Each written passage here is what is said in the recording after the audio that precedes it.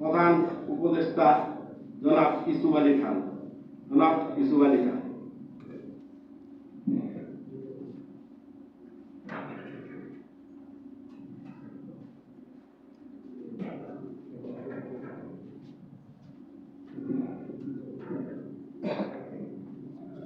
সম্মানিত দেশবাসী, আসসালামু আলাইকুম। আজ আমরা বাংলাদেশের ইতিহাসের এক তাৎপর্যপূর্ণ দিনে দাঁড়িয়ে। আজ থেকে 50 বছর আগে 1975 সালের 15ই আগস্ট আমাদের জাতীয় জীবনে এক অবিস্মরণীয় পরিবর্তন ঘটেছিল। সেই ঐতিহাসিক দিনের প্রকৃত তাৎপর্য ও আগামী বাংলাদেশের বিনির্মাণে শিক্ষা স্থাপন করতে আমরা আজ একত্রিত হয়েছি। 1975 সালের 15ই আগস্ট শুধু ক্ষমতার পালাবদল ছিল না, এটি ছিল বাকরুদ্ধ গণতন্ত্রের পুনর্জন্ম।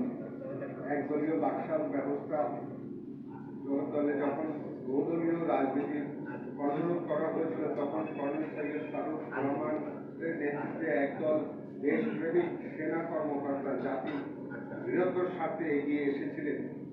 তারা গণতান্ত্রিক প্রতিষ্ঠানগুলো ধ্বংসের মুখে দাঁড়িয়ে নীরব দর্শকের ভূমিকা পালন করে আর জাতির ভবিষ্যতের সঙ্গে বিশ্বাসঘাতকতা করা সমর্থন।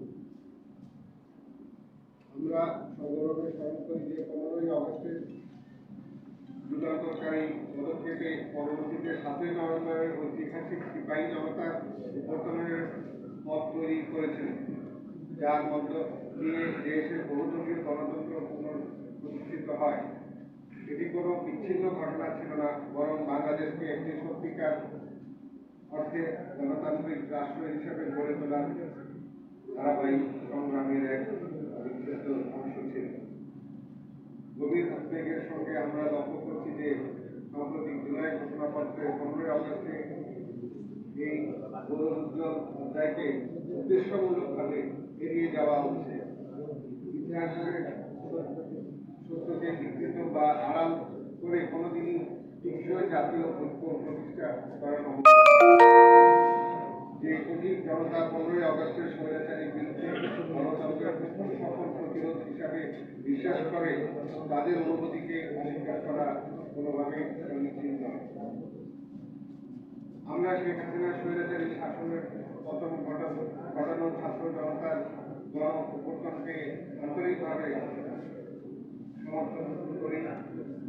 তবে প্রকৃত গণতন্ত্রের স্থায়ী নিশ্চিত করতে হলে আমাদের ইতিহাসের উন্নীত নয়, বরং পূর্ণাঙ্গ সত্যকে স্বীকার করার সাহস অর্জন করতে হবে। ফ্রিডম পার্টি বাংলাদেশের 5টি মৌলিক নীতির উপরে প্রতিষ্ঠিত: ঈমান, দায়িত্ব, শ্রম, সম্মান এবং মুক্তি। আমরা বিশ্বাস করি শরিয়াভিত্তিক জীবন বিধান ও আধুনিক রাষ্ট্র পরিচালনার নীতি সমন্বয়ের মাধ্যমে একটি ন্যায়নিষ্ঠ ও অন্তর্ভুক্তিমূলক সমাজ গঠন করা সম্ভব। আমাদের দল, ধর্ম, বর্ণ, ভাষা বা সামাজিক অবস্থান নির্বিশেষে সকল নাগরিকের সমান অধিকার ও মর্যাদা রক্ষণের ভবিষ্যৎ বাংলাদেশ গঠনে আমরা একটি সুস্পষ্ট কর্মপরিকল্পনা রয়েছে। প্রথমত, আমরা একটি বিকেন্দ্রীকৃত ফেডারেল রাষ্ট্র ব্যবস্থা প্রতিষ্ঠা করতে চাই, যা মেধা ভিত্তিতে নিয়োগ ও ডিজিটাল স্বচ্ছতা নিশ্চিত করবে। দ্বিতীয়ত, যুব সমাজকে সুশৃঙ্খল ও দেশ নেতৃত্বে উদ্বুদ্ধ করতে আমরা জাতীয়ভাবে বাধ্যতামূলক সামরিক প্রশিক্ষণের ব্যবস্থা করব। তৃতীয়ত, আলোকে আমরা একটি বাস্তবসম্মত ও দূরদর্শী পররাষ্ট্রনীতি প্রণয়ন করব, যা আন্তর্জাতিক পরিমণ্ডলে বাংলাদেশের সম্মান বৃদ্ধি করবে ও জাতীয় স্বার্থ সুরক্ষিত রাখবে।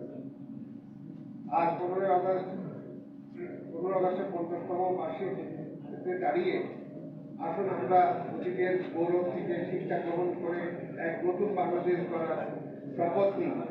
এমন এক বাংলাদেশ যেখানে প্রত্যেক নাগরিক তার মেধা ও সম্ভাবনার পূর্ণ বিকাশ ঘটাতে পারবে এবং ন্যায় বিচার, স্বাধীনতা ও মর্যাদার সঙ্গে জীবনযাপন করবে।